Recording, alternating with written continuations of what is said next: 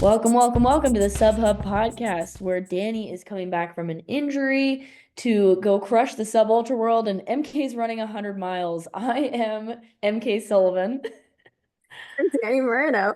And yeah, we're going to catch up today. And we also are going to preview some fun March races. I mean, it already is March, but MK's getting back from team camp. I'm heading out to team camp. And so we thought we would do a smorgasbord of an episode for you guys today.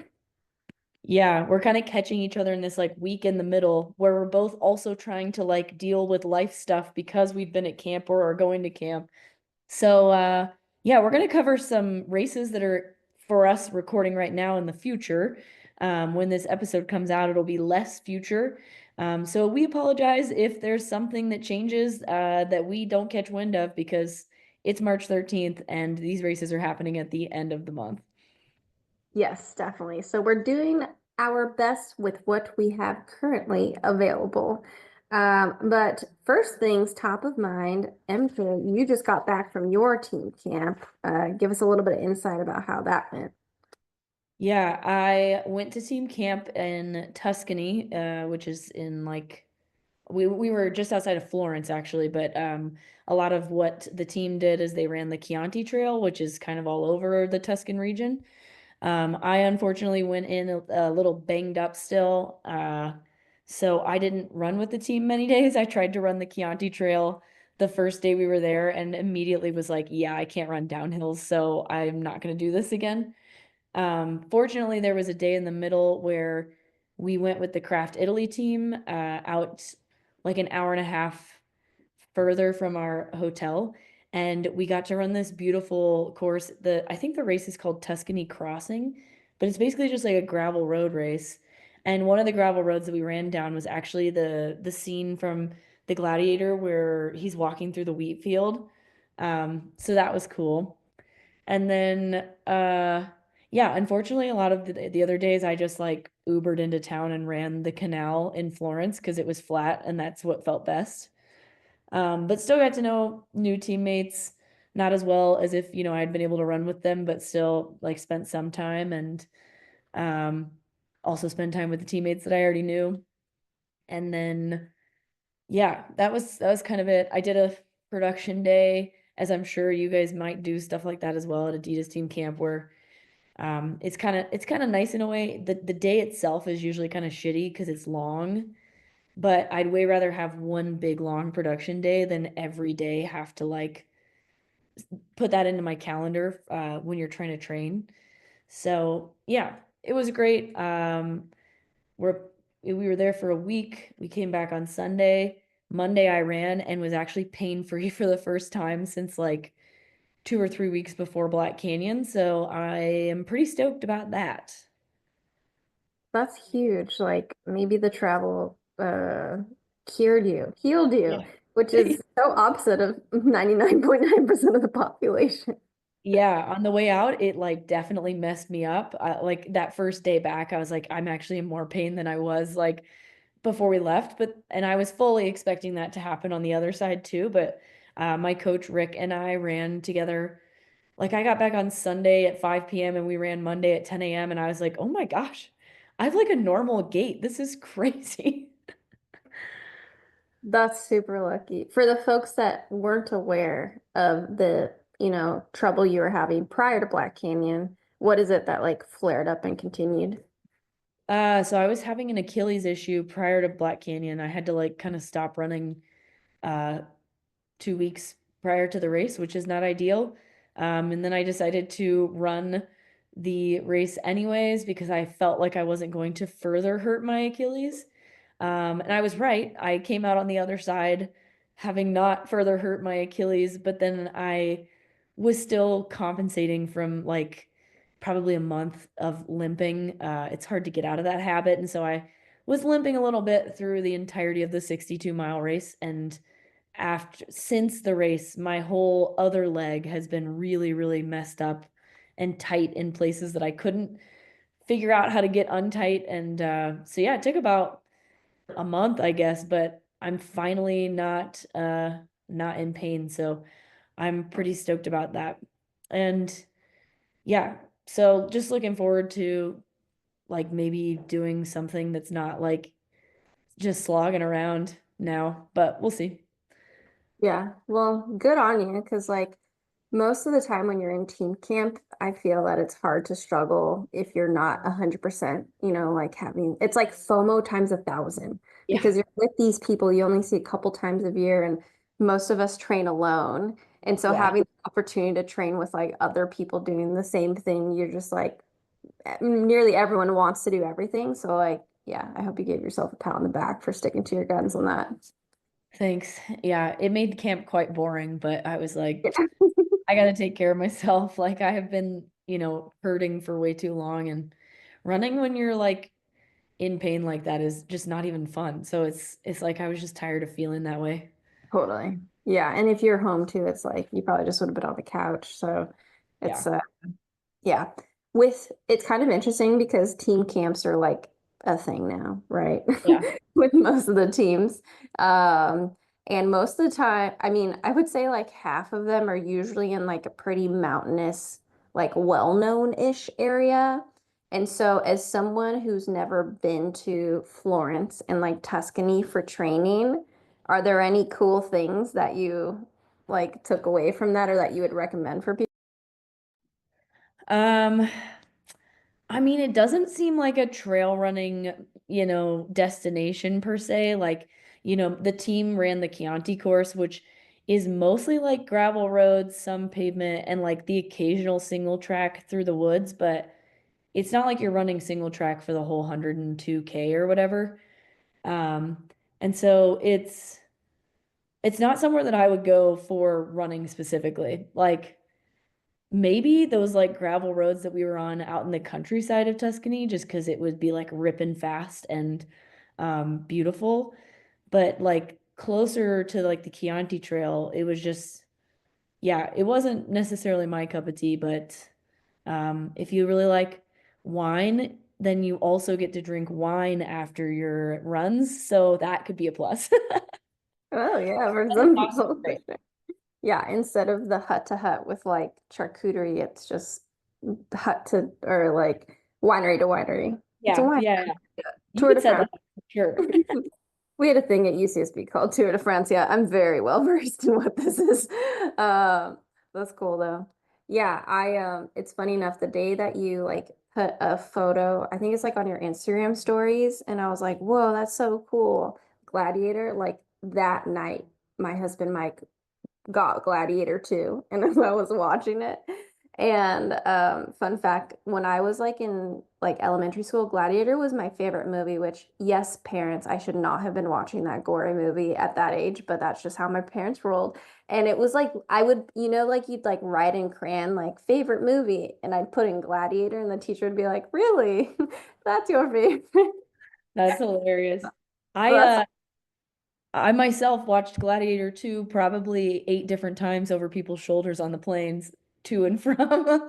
I don't know what happened in the dialogue, but I have a pretty good idea now.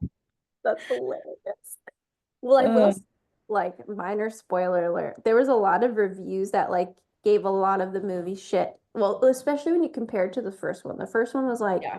a near Iconic. perfect masterpiece. Like the I think it really was like the writing and then you like layered in Russell Crowe's performance on top of that and then just like the whole storyline. Whereas this one was definitely feeding kind of like that popcorn movie theater sort of stuff because there's like a scene where they literally like fill up the stadium with water and they bring in sharks for like the gladiator battle. So anyone who's seen it knows what I'm talking about. And I remember reading, because I'll read Rotten Tomatoes here and there, they're like, this is when the movie literally jumped the shark, which means like they've taken it too far. But what's crazy is historically they actually would do it. Like they would bring water into the gladiator stadium sometimes. I don't know if they brought sharks. I don't know if that's historically correct, but like they would put water in there. So, yeah, fun fact. You learn something new. That is the one scene I must have missed every time I was watching it over people's shoulders because I didn't see that. It's a pretty sick scene. Like every time a person, I'm like, I kind of like gore. But like every time a person would fall into the water, the sharks would just manically like tear them to pieces. Yeah. Maybe I should keep this PG, but yeah, it's a pretty, if you just like want an entertaining film, like it's pretty good. Like Pascal's character, he's like a general. I wish they like did a little bit more character development there. And then like, like true inspirational speeches in big movies. So, I think of like Lord of the Rings, like when they're Aragorn's like at the front and he's like saying like, not this day. Yeah. And just like iconic sports movie themes when they're like trying to motivate and like get everyone hyped. These ones, in my opinion, like really fell short, and that's what like was some of the difference makers. So like the actor was like trying his best, but they were just falling short. Yeah, they were like Yeah. 3 or 4 lines, and you're like, cool. I guess they're fired up to like take their nemesis. It was crazy. But anyways, Yeah. Gladiator side quest. Gladiator side tangent. That's what this podcast is for. Yeah. Well, Um, oh, did you have something what else? No, just like what's on the horizon now that you're back from Oh, team. back from team camp, hopefully Boston. I mean, we'll see how my body like kind of does the next couple weeks. Cause yeah, right now I'm like, yeah, I can run normally again. And so now it's like, can I run normally and also fast? We'll see. Um, but yeah, if it doesn't happen, it doesn't happen. And that's just the way the season goes sometimes. So I'm gonna try really hard not to like press things this year because I feel like I did a lot of that last year. And just ended up making myself feel bad about myself. So I'd rather just like not do a race than like show up to one underprepared or still feeling like not recovered. Totally. It's a delicate pendulum swing. Some years you race too much, some years you race little, and then Yeah. not just you, I'm just saying in general. I've had that Yeah. experience too where I'm like, I need to race more. And I'm like, "Well, that's why we don't race more, Danny, because we get Yep. tired." Yes. Exactly. So yeah, we'll see. But how are you doing? I mean, we haven't Yeah. talked injury probably in like a month because I feel like that was the last time we had just like a Trail Tales pod. So give the peeps an update. What am I doing? I'm still only running 4 times a week, but those 4 days are becoming longer. And I have had some workout sessions. I think I had my sixth workout session. I had like my first longer one. And it was one of those workouts where I'm like, yeah, this is my starting point. It was like more endurance based, whereas like the speed has been coming back pretty quickly to honestly to my surprise a little bit. Um, and I'm kind of at that nexus, which athletes who maybe have cross-trained pretty hard during an injury or like when you're about to start, where my engine feels bigger than what my legs can handle. And it's a very like difficult thing to navigate because you have to let the body catch up. I'm sure this is like people who ski in the winter. This is like usually have a similar feeling where it's like their engine is big, but like their tendons and their muscles aren't ready. So that's kind of where I'm at. But yeah, just incrementally picking up, and I race in a month exactly, which is crazy. The Lake Sonoma Marathon, so that'll be like my first test. Odds are I'm not gonna like be in very fast shoes. I'm gonna like wear the safe shoes for my first couple of races just to like there's no reason to like be in carbon or carbon rods for hours. And yeah, I think that's it. I'm currently in Santa Barbara, which is nice, taking care of some personal things here for the week before heading to my team camp on Saturday. And to your point, like with all of the media, like that's definitely a part of it, but it's like more so the first part because ours is twofold. So anyone who follows a Terry's athlete and you're like, oh, I thought they were just here.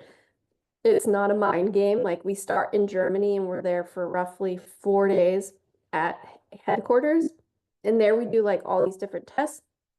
And then we fly to Fuerteventura, which is in the Canary Islands, and we're there for like 10 days, 7 days, something like that. And then yeah, and then I'll come home and be here pretty much until August, I think. So yeah, everything feels close but far. Yeah.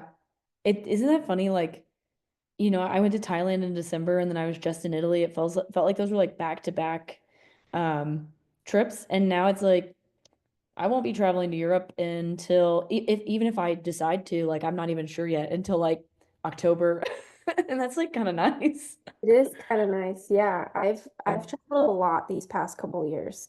2021 was definitely the most with Golden Trail. And then even the year after that, I was there quite a bit.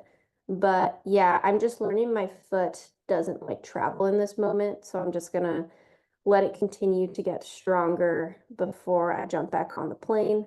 Is it swelling? Like, is that the It most? just gets cranky. It's mostly like, yeah, just like swelling and stuff Yeah. like that. And it just feels kind of like locked up, like the Okay. whole, so I have to work it out. But it doesn't like stay injured, I guess. Um, but yeah, I just shared my schedule on social media, so if anyone wants to check that out, my latest Instagram reel. But talking about race schedules, I guess you have any other questions for me about my life before we get into this? Uh, I don't think so. I mean, Yeah. I guess Uh, we'll find out, but yeah, I guess like last thing, I think we'll have an episode come out before then, but if not, Lake Sonoma Marathon is April 12th, and I'm pretty sure we'll have an episode come out before then, but there's going to be the half marathon, which is a women's only race. So if you're looking for something that is shorter and faster and runnable, be sure to check that one out, especially, well, if you're a woman, so you can sign up for that one. Yeah.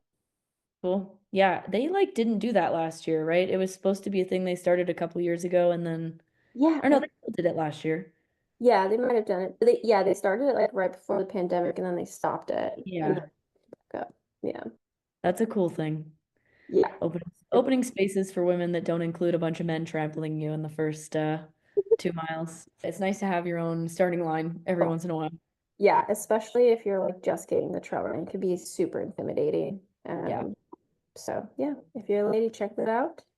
Um, okay.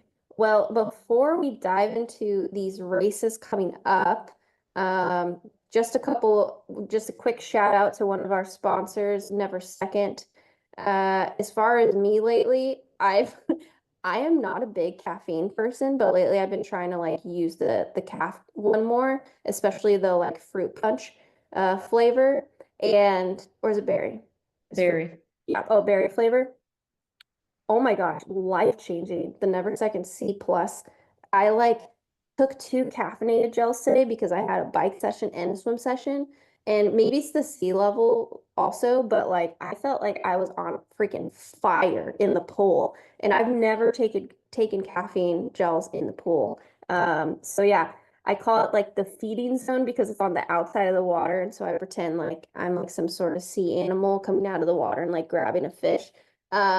But if you haven't already, be sure to check out the C30 Never Second Berry Gels. What about you, MK? What'd you use at Team Camp? Because I like am having such a hard time feeling good running, I've been like extra motivating myself by eating goodies, even though it's like an hour or like 75 minutes. And so at team camp, I was because it was like, I mean, it wasn't like hot, but it was dry and like, 60 degrees. And so, and it's pretty exposed out there. So I was drinking all of my carbs as I like to do anyways. And I was slamming some C30 citrus mix because I love the berry flavor, but sometimes like the citrus is nice because it's just, I feel like it's a milder flavor. And so yeah, I had a lot of C30 made into C120 actually because I had a big bottle. And so I Yeah. was like, because every day I was like, today's the day I'm gonna run for 2 hours, and then I like wouldn't, but I would still drink it all. So yeah, that's what I've been jamming with lately is mostly just the C30 drink mix. I love that. Gut training. There's always something to work on. Yeah. Love it. Well, if you guys want to try out Never Second, I'll be using it at my next race, Lake Sonoma Marathon. Be sure to use the code SUBHUB25 for 25% off any and all of your orders. So go check them out at never2.com. And if you're running any Air Vapor races this year, they will be out on course for you to try. We would suggest trying it before the race, but also, get your little goodies in on course. Yeah, definitely. Maybe that's why Jim picked that race as like a tune-up for Chianti. Yeah, Just thought. maybe. He didn't even have to carry his own gels, you Yeah, know? yeah. Dude, that would be next level intelligence that I do Yeah. not have. That would be super You might sick. be able to do that at Broken Arrow. I don't know like what that's gonna look like That's this year, but true. I it'd be have cool. thought of that, to be honest. Actually, I am next level intelligent. Thanks, MK. Pat on the back. I'm proud of you. Give my girl some credit. Before we get into that race, um, let's share a little bit, or I'll share a little bit about Beekeepers Naturals. That's another one of our partners that we have. I have been feeling really stressed lately with a lot of life things, and I'm about to head to team camp. And of course, I brought my throat spray with me, which has propolis, the super, super powerful ingredient that the bees create for us. And I've been spraying that sucker every single day because I really don't want to be susceptible to getting sick on my way to team camp. So if you yourself want to try some immune boosting awesome products, I know I'm mentioning throat spray, but they also have lozenges, and I also really love their nasal spray. Use SubHub20 to get 20% off all your purchases at beekeepersnaturals.com. Yes. I need to go use some of those right now because I feel like I'm right on the edge of getting sick. So I need to be getting back on my throat spray game. But all right, Big Alta. This is our free trail by daybreak racing race that happens in NorCal, over in the Bay. This is the second year that it's happening, I think. Yeah.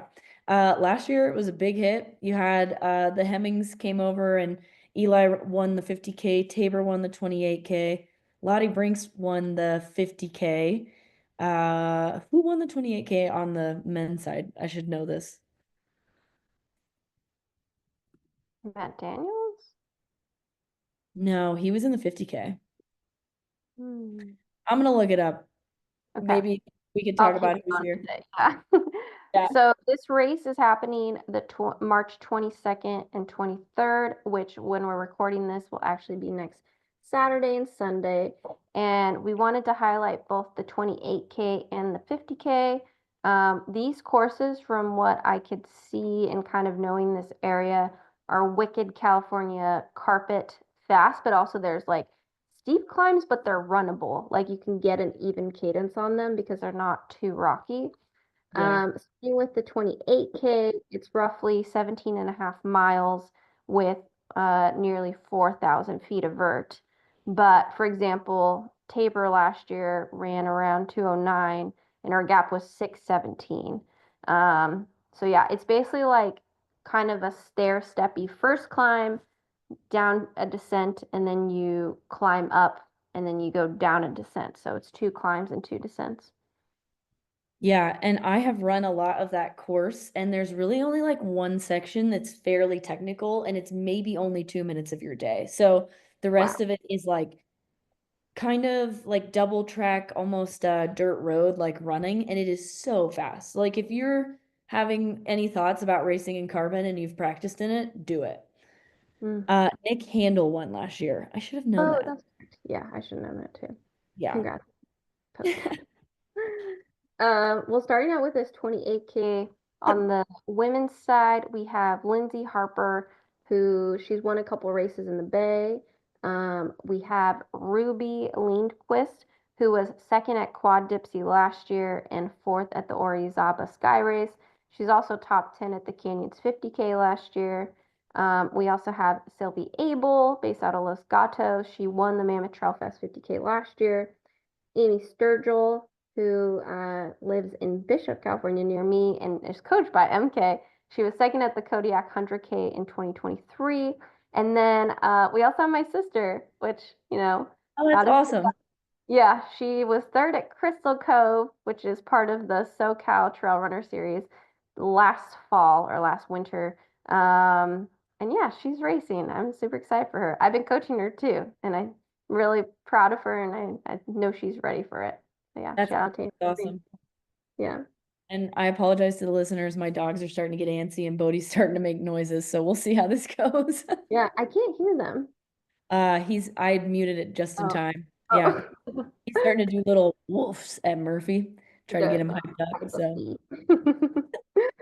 and then on the men's side for our 28K, we've got Daniel Kurtz, Lebanon, New Hampshire. I'm pretty sure though he's moving from the Vermont, New Hampshire area to Boulder, which is pretty cool.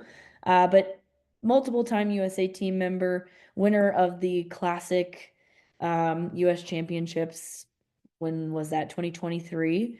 Darren Thomas, the only person to beat David Sinclair last year, second at Quad Dipsy as well, and he's a local Reno crusher. Andy Wacker, American trail running legend, need we say anymore? He can get You on a just have too podium. many results for us to list, but if you are new to the pod, Andy Wacker has won numerous USA titles, has numerous Team USA member, and he's been on the podiums of a lot of sub ultra races. And he has been running some crazy fast, like 5K, 10K, 15Ks on the roads this winter. Yeah, and he just was top 5 at the USA Cross Country Championships. Yeah, I think you're right. He's been working on that speed, and it's gonna help him in this race because this race is fast as all get out. Yeah, Um, Patty O'Leary, Bay Area legend, second at this race last year. Ryan Hoyk, one of my friends, a local Reno crusher. So the 28K is gonna be a bunch of fun. yeah, I'm really excited for that race. Then we have the 50K, which, it's pretty cool. These are the only two distances at this race. So Big Alta, like really cool to be focusing on those shorter races, especially at the beginning of the year, to highlight them and give people a chance to, yeah, get their feet a little wet and muddy. Yeah. We don't Uh, have enough 28K to, yeah, like 23 to yeah, 28K distances in the US, so we love it that when are it like the happens. marquee too, Yeah. Yeah. So that's really freaking cool. On the women's side, we wanted to have this is a really cool, like smaller, great race. I just think we're at the point now where there's so many good people starting to be spread out across the like North America, like that run through time marathon in Colorado, where it just nonchalantly had super bad people in it. I think it's the same in like California, Colorado, Utah, anywhere there's trail, like New Hampshire. Like you're probably gonna get some studs in the race. So this one is part of that slew. And so we have Keely Henninger, a former Black Canyon 100K course record. The woman has won Lake Sonoma 50 miler, Chuckanut 50K. She's also a former Team USA member. Um, yeah, she can do it all. So it's really cool to see her signed up for this one. We also have Mary Denholm, second at JFK 50 miler this past winter, winner of the Leadville 100. She did recently drop out of Black Canyon, so hopefully she's feeling healthy and ready to go. But I also think she signed up for Canyon's 100K, so I'm guessing this is like a tune-up for that. So great Yeah. choice. We have Lindsay Allison, who was fourth at Broken Arrow, 23K or 40, No, oh, 46. 46K, and was the USATF 50K champion at Mount Tam, it's yeah, the Mount Tam or the Headlands race that happens in yeah. August. Yeah. And we also have a friend of the pod, Tabor Hemming, who was sixth at Mammoth Trail Fest 23K this past fall, third at Broken Arrow 23, 6K. Sorry, these 20-ish Ks all kind of get Yeah. mixed up in my head. And third at Canyon's 50K all last year, had an incredible year. She is also signed up for Boston, so we're not sure if she's probably still running Boston, so this is probably like her last big effort before that. So that's really cool to see the hybrid calendar there. And then last but not least, we have Erin Moyer, who is a friend of MK Sullivan's in near Reno. She's in Carson City, but local Reno crusher that we think is going to do great. Yeah, absolutely. And then on the men's side, we've got David Roche, winner and CR holder at Leadville, winner of Javelina 100 miler. Uh, Many of you know him as your coach. And is this a tune-up for Western States or the first of many tune-ups for Western States? I imagine this can't be the only 50K he's running in the lead up I'm to the pretty race. sure he signed for Canyons. That makes a lot of sense. Like to do two, like one in March, one in April. So David Roche, first race since his win at Javelina, I'm pretty sure. Eli Hemming, second at JFK 50 miler, fourth at Black Canyon 100K, winner of OCC last year, but also last year's winner in this race. Preston Cates, third at the Lake Sonoma Marathon or 50 miler in 2023 when it was the world's qualifier and made the world's team. Remy Leroux, Canadian short trail athlete, short trail, mountain trail. He has done a couple 50Ks I've seen on his ultra sign up, but this kind of feels like a move up in distance still.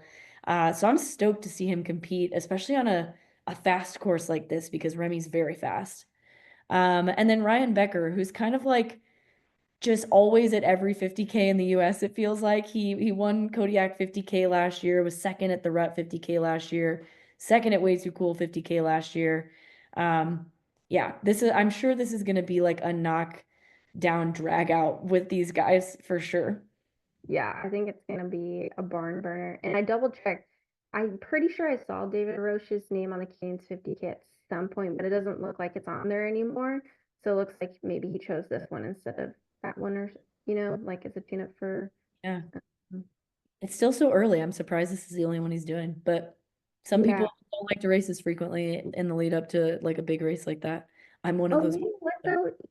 I got it. He's in Gorge. The Oh, hun- he's at Gorge 100K. Yeah, so this Okay. is probably a tune-up for Gorge. That's what's Yes. and it's like I keep building. forgetting that Gorge is happening next month. Yeah, I was, we gotta get on that too. Um, yeah, so we think this is going to be super fast. Would it be surprised if both the men's and the women's 50K records get broken? The 28Ks, I think they're like pretty stout. So I could see them getting close. But also on that men's side too, like it's pretty, you got some guys that can push the pace on the men's side. So yeah, we think this is going to be continue to become a bigger and bigger race. So big congrats to Free Trail and the Big Alta squad and Daybreak Racing, because you've got our attention. yeah. I mean, just the opportunity to run a like a fast competitive 26K at this point in the season is so cool. Like it's gonna keep growing. Yeah, Because 100%. everything I feel like at this point in the season is like a 50K, which is still so far. Still so far, yeah.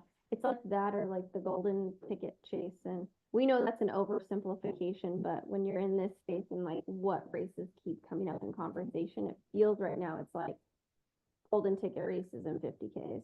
So it's nice Yeah. to see a 50K. Well, that's all we have for March. We're gonna miss chucking a bit, which is kind of a bummer, but I think what I'll do is I will add a results recap to the end of this episode. So it might be a little weird and chopped in, but I plan to cover this on my own after the fact. Um, and yeah, I don't know what else to say other than I can't believe we're not going to talk again until April. Dani and I only talk when we're on Zoom, like recording. So Face to face. We still text though. You'll still text them. you're getting really quiet. I don't know why, Oh, but we're I almost dropped my done. phone. There we go. That's Okay, crazy. there we go. We'll still text though, which will Yeah. be yeah. Yeah. Which also, folks, thank you all for your support with the SubHub newsletter. As we close this out, don't forget to subscribe to that. You can subscribe to it by clicking the link in our YouTube, our Instagram, or if you just Google SubHub headlines, you'll find it. I don't know if you caught it, but my NFL, because I'm so into the NFL now. I'm Big like sports now. sports girly.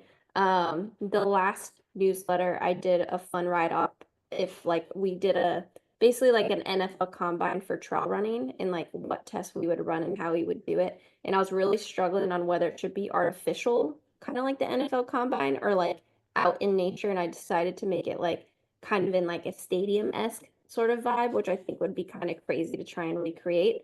So yeah, if that's something that sounds interesting and gets your wheels a turning, go check that out. And then MK will be writing the script for this next one. Yeah.